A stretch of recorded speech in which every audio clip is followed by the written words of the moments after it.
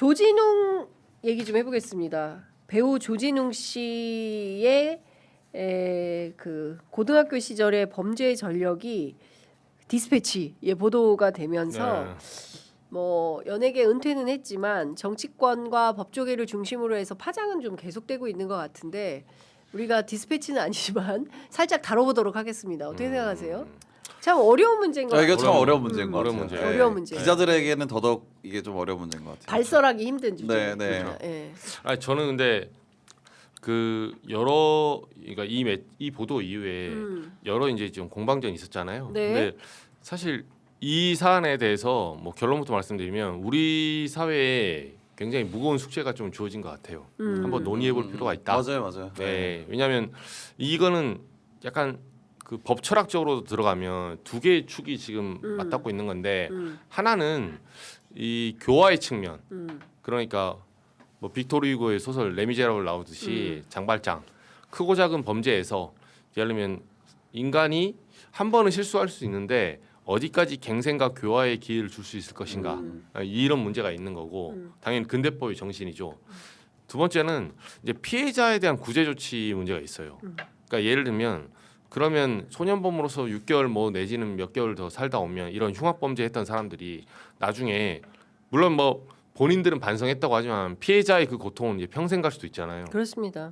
그런 측면에서 피해자가 첫 번째는 그 응분의 이런 어떤 부분에 대해서 처벌해달라 이렇게 요구할 수 있는데 폭력을 독점한 국가가 그 형량을 자의적으로 조절할 수 있거든요. 그거는 시대와 상황에 따라 다른 거예요.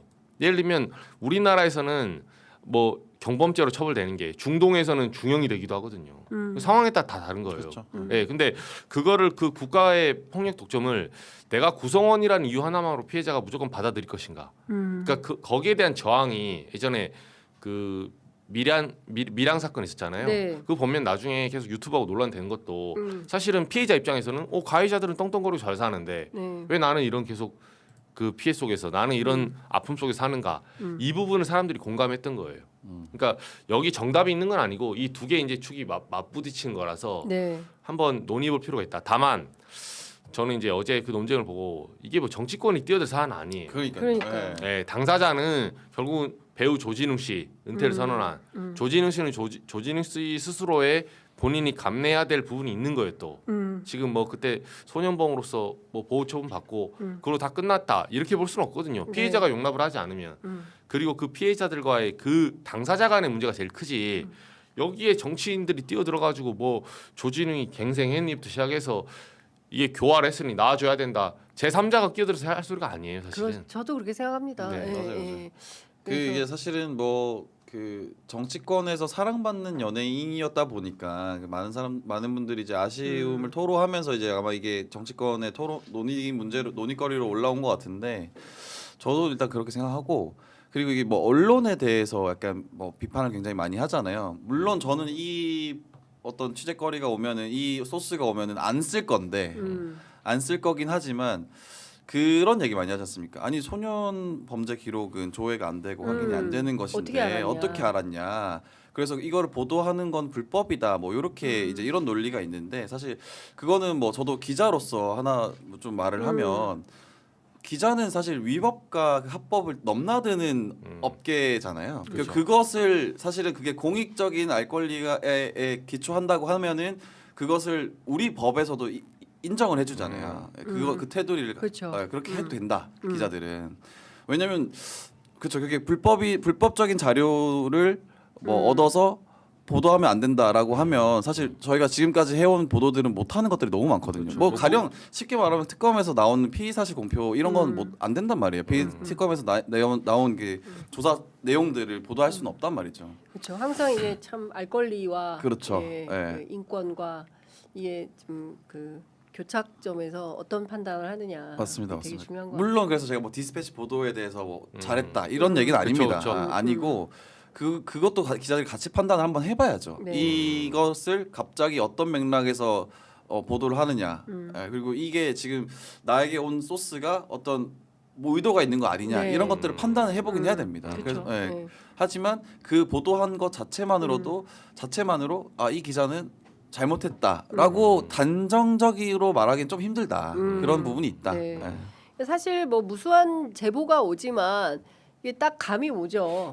이걸 오죠. 왜 나한테 이걸 들고 그렇죠. 왔는가가 의도가 보이죠. 네, 사실. 의도가 명징할 때는 판단해서 안 쓰기도 하고 하죠. 근데 어쨌든 이거는 사실은 그 배우 조진웅 씨가 그동안 이제 그 홍범도 장군을 비롯해서 그 또 이분이 이제 출연했던 작품들이 독립운동과 관련된 작품이 많았지 않습니까? 근데 그 과정에서 저는 작품 활동을 하면서 인식이 변화 발전할 수 있다고 생각합니다. 그리고 그 변화 발전된 인식 속에서 뭐 공부할 수 있겠죠 본인이. 그리고 한국의 그 대한민국 사회가 어떻게 사회 발전이 되어 왔는가 보면서 이 길이 맞다고 판단해서 그 길에 적극적으로 하는데 과거에 있었던 과오에 대해서는 내부적으로 얼마나 그 성찰을 하겠어요. 저는 그럴 거라고 생각을 하거든요. 이제 그런데 너 그때 그랬으니까 다 그만둬라고 하는 것이 옳은가? 말씀해 주신 대로 피해자가 있는 문제이기 때문에 피해자가 온전하게 그 과거의 피해에 대해서 이만하면 됐다라고 그럼요. 할 때까지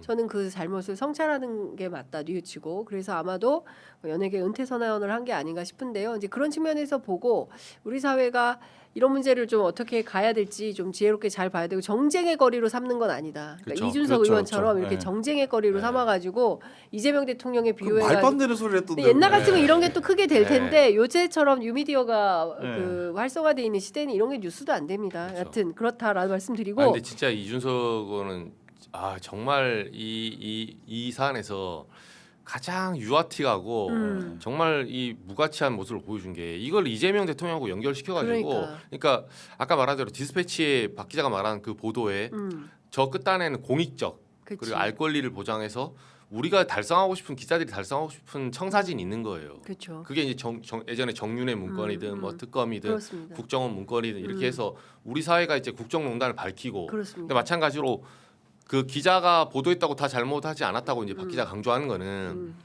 이게 이제 조진웅 배우 사건을 통해서 디스패치가 추구하려고 했던 건 무엇인가 이제 그 끝단 한번 볼 필요가 있다는 거죠.